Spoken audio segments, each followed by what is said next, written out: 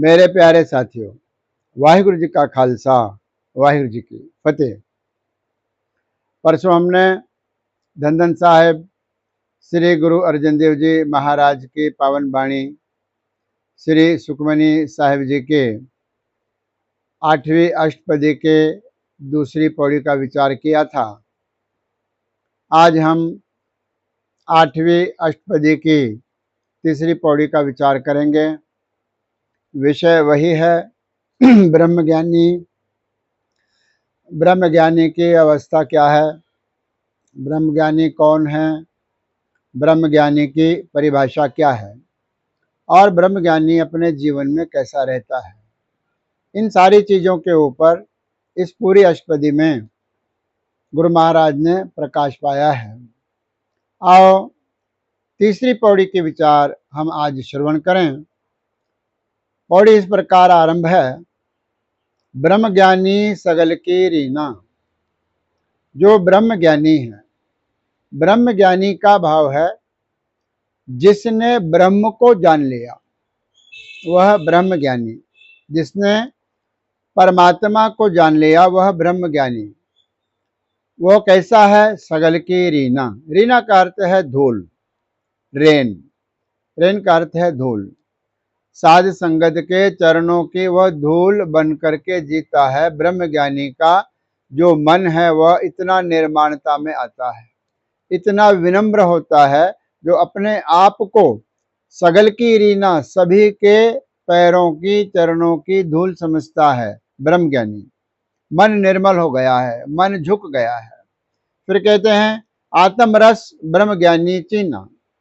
जो आत्मरस करते हैं, जो हमारे आत्मा का रस है, आत्मा अर्थात परमात्मा, जो परमात्मा का रस है, रस का अर्थ है आनंद है, स्वाद है, उस परमात्मा के आनंद का स्वाद उसने लिया है जो ब्रह्मज्ञानी है।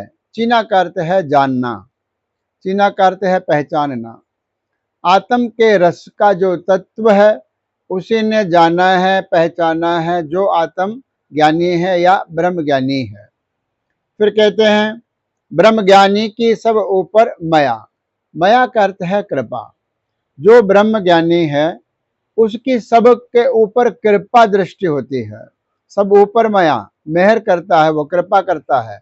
ब्रह्मज्ञानी सदा ही सभी जीवों पर जो उसके सानिध्य में आते हैं, जो उनके पास में आते हैं, वह सभी पर माया करते हैं, अर्थात दया की भावना से देखते हैं।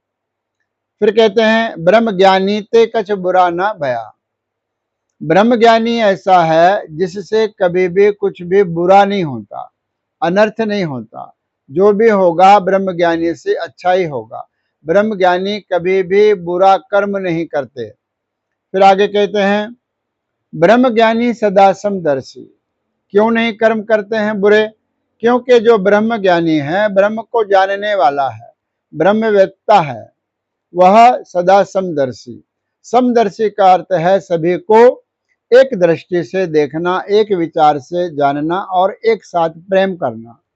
समदृष्टि का अर्थ है जिसकी दृष्टि समान है, शत्रु के लिए भी समान है और मित्र के लिए भी समान है, अच्छे के लिए भी समान है और बुरे के लिए भी समान है, पापी के लिए भी समान है और पुण्यात्मा के लिए भी समान है। यह है समदर्शी। वह परमात्मा को जानने वाला ब्रह्मज्ञानी हमेशा ही समदर्शी हो जाता है, सबको एक ही निगाह से देखता है। फिर कहते हैं ब्रह्मज्ञानी की दृष्टि अमृत बरसी। ब्रह्मज्ञानी की जो दृष्टि है वो कैसी है? जिससे केवल अमृत बरसता है। अमृत बरसता है, इसका अर्थ है कि वह अपने आंखों से सभी को प्रेम से देखते हैं, बड़े आदर से देखते हैं, बड़ी श्रद्धा से देखते हैं। इसलिए वो जो ब्रह्मज्ञानी है सदा ही समदर्शी भी होता है और उसके दृष्टि से अमृत की वर्षा होती है, अर्थात यहाँ पर अमृत का अर्थ है प्रेम। प्रेम की वर्षा होती है ब्रह्मज्ञानी के दृष्टि से। फिर कहते हैं ब्रह्मज्ञानी बंधन ते मुक्ता। जो ब्रह्मज्ञानी है वह हमेशा हर प्रकार के माया के बंधनों से मुक्त रहता है।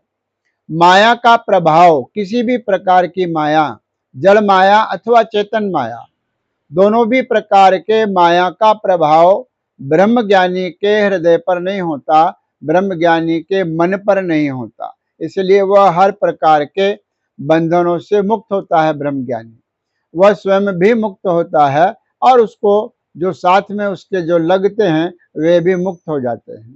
फिर कहते हैं ब्रह्म ज्ञानी की निर्मल जुगता। ब्रह्म ज्ञानी की जो जुगती है, जुगता का अर्थ जुगती, जुगती का अर्थ है मर्यादा। ब्रह्म ज्ञानी की जो मर्यादा है वह बिल्कुल ही निर्मल है, मैल से रहित है। वह जो भी करेगा मर्यादा में करेगा, मर्यादा को तोड़कर ब्रह्म ज्ञानी कुछ भी नहीं करेगा। इसलिए उसकी जो निर्मल जुगता है, जुगती है, मर्यादा है, कार्य करने की जो शैली है वह निर्मल है ब्रह्म ज्ञानी की। फिर कहते हैं ब्रह्म ज्ञानी का भोजन ज्ञान। ब्रह्म ज्ञानी क्या खाते हैं? ब्रह्म ज्ञानी का भोजन क्या है? ब्रह्म ज्ञानी का भोजन केवल ज्ञान है। वह ज्ञान के ही संसार में रहते हैं, ज्ञान को ही भोजन बनाकर खाते हैं। ज्ञान को भोजन बना करके खाने का अर्थ है कि बहुत अधिक ज्ञान को वे प्राप्त हो जाते हैं और जहाँ से भी ज्ञान मिलता है वह उनके लिए भोजन जैसा होता है, क्योंकि ज्ञान रूपी जो भोजन है हमारे आत्मा रूपी भूख को मिटाता है। आत्मा में भूख है, मन में भूख है, वह भूख बाहर के अनाज से या पदार्थों से नहीं मिटती, वह भूख केवल ज्ञान रूपी पदार्थ से मिटती है। इसलिए ब्रह्म ज्ञानी का जो भोजन है वह ज्ञान है। फिर कहते हैं अंतिम पंक्ति में नानक ब्रह्म ज्ञानी का ब्रह्म ध्यान। गुरु महाराज के नाम की मोहर ला करके पंचम पातशाह महाराज फरमान कर रहे हैं कि ब्रह्म ज्ञानी का क्या है? ब्रह्म ज्ञानी का ब्रह्म ध्यान। ब्रह्म के अंदर ध्यान लगाना ही ब्रह्म ज्ञानी का कार्य है।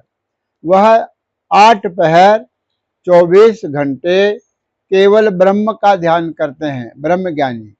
ब्रह्म ज्ञानी कुछ भी कार्य भी अगर कर रहे हों, सांसारिक कार्य भी अगर वो कर रहे हों, उनका जो मन है, उनकी चित्त वृत्ति जो है वह ब्रह्म के ध्यान में है, परमात्मा के ध्यान में है। ब्रह्म ज्ञानी का सारा ध्यान केवल ब्रह्म में लगा हुआ होता है, परमात्मा में लगा हुआ होता है। इस प्रकार ब्रह्म ज्ञानी के मन की अवस्था का वर्णन गुरुदेव महाराज जी ने इस पौड़ी के अंदर किया है। अगले पौड़ी में किस प्रकार महाराज वर्णन करते हैं उसके विचार हम परसों करेंगे। आज इतना ही। धन्यवाद।